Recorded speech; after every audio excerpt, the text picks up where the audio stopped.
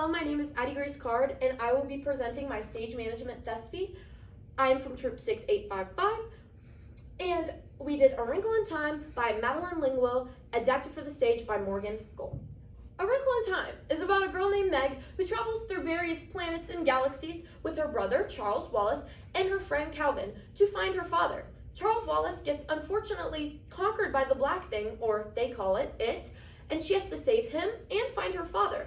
She does this all through love, which is one of the main themes of A Wrinkle in Time.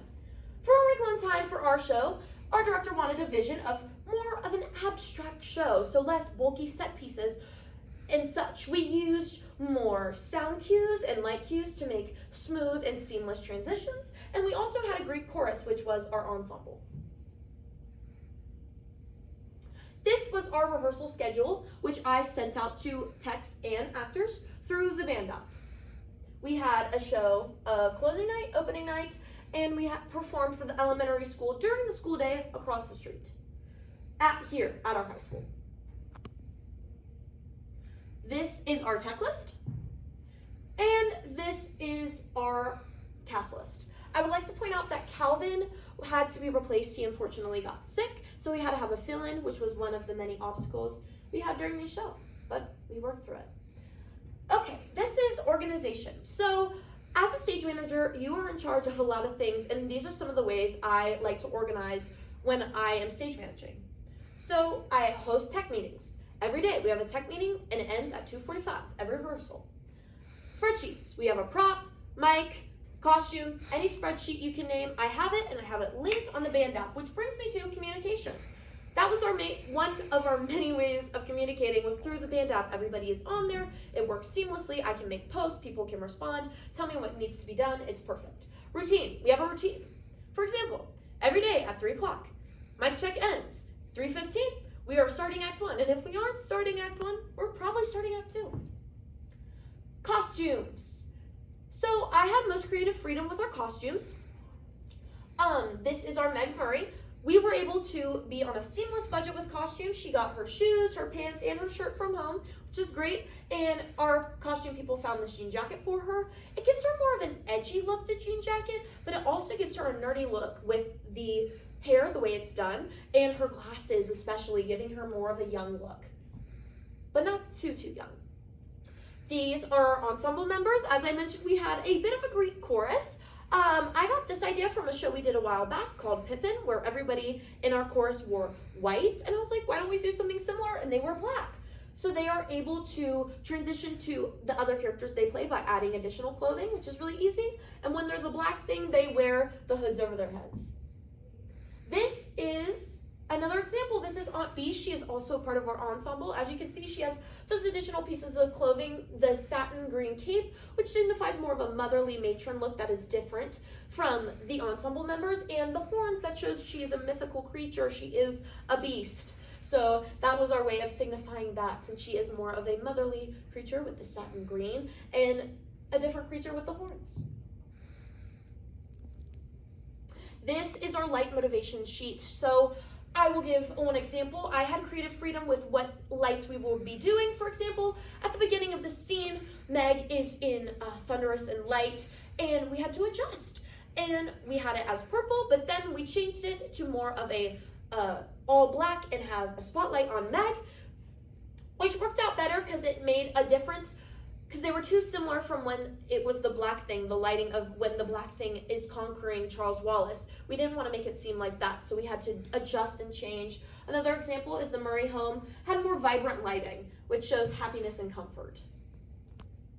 This is our light cue sheet, and the more all-in-depth cue sheet is in my evidence file. This is our sound cues. So I mentioned we had a lot of sound.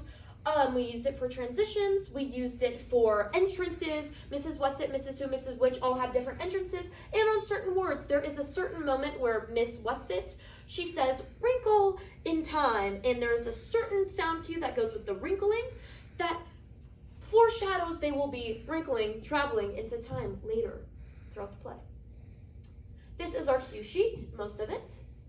The rest of it is in my evidence folder. This is our prop list with our prop people.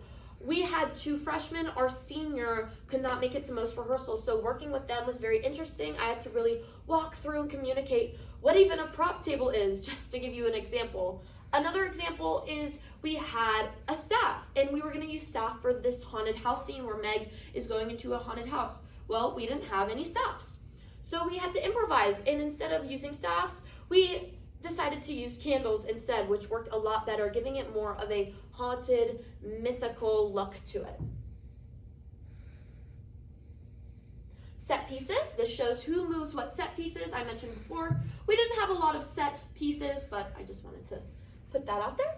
Permission form. I had to make sure everybody turned in their permission form.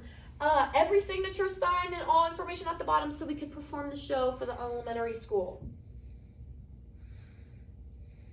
This is our tech report. This is another one of the ways I would organize and communicate with all of my techs. I set this out every other day. It just explains very easily for each section of our techs what needed to be done, what went well with positive feedback, and what the goal was for tomorrow.